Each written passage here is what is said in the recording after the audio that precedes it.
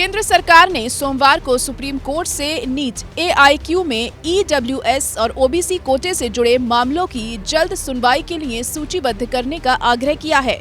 Solicitor general Tushar Mehta ने न्यायमूर्ति DY Chandrachud की अध्यक्षता वाली पीठ के समक्ष कहा, कोटा लागू करने के लिए एक सरकारी अधिसूचना को चुनौती देने वाले डॉक्टरों की ओर से अदालत में पेश हुए वरिष्ठ अधिवक्ता अरविंद दातार ने ये भी अनुरोध किया कि समस्याओं को ध्यान में रखते हुए या तो मंगलवार या बुधवार को सुनवाई की जाए।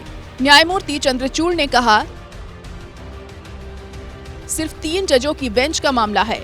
न्यायमूर्ति सूर्यकांत चीफ जस्टिस के साथ बैठे हैं और न्यायमूर्ति विक्रमनाथ दूसरी बेंच में हैं। मैं चीफ जस्टिस से बात करूंगा। मैं अनुरोध करूंगा कि यदि प्रशासनिक रूप से एक विशेष पीठ का गठन करना संभव हो सके। पीठ ने SG को इस मामले में केंद्र द्वारा दायर रिपोर्ट के प्रति याचिकाकर्ताओं के साथ साझा करने को भी कहा, अन्यथा मामले को 6 जनवरी को सुनवाई के लिए सूचीबद्ध किया गया है। नीट PG काउंसलिंग से संबंधित मामलों में केंद्र सरकार ने सुप्रीम कोर्ट को बताया है कि उसने अखिल भारतीय कोटे में आर्थिक रूप से कमजोर वर्ग या EWS आरक्षण के मौजूदा मानदंडों को विशेषज्ञ समिति की सिफारिशों के मद्देनजर बनाए रखने का फैसला किया है। समिति का मत है कि EWS मानदंड को बीच में ही बदलने से जटिलताएं पैदा होंगी। समिति ने अगले शैक्षणिक वर्ष से संशोधित EWS मानदंड शुरू करने की सिफारिश की। केंद्र ने सुप्रीम कोर्ट में दाखिल अपने हलफनामे में कहा कि उसने इस सिफारिशों को स्वीकार कर लिया है।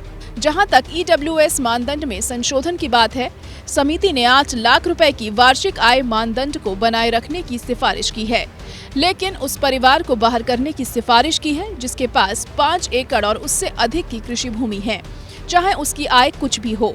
लेकिन समिति ने सिफारिश की है कि ये संशोधन अगले शैक्षणिक वर्ष से लागू किए जाएं। केंद्र सरकार ने 31 दिसंबर 2021 के हलफनामे में सुप्रीम कोर्ट को बताया है कि उसने आर्थिक रूप से कमजोर वर्ग आरक्षण के मानदंड पर फिर से विचार करने के लिए समिति की सिफारिशों को स्वीकार कर लिया है, जिसमें उन परिवारों के उम्मीदवार हैं जिनकी वार्षिक आय 8 लाख रुपए तक है।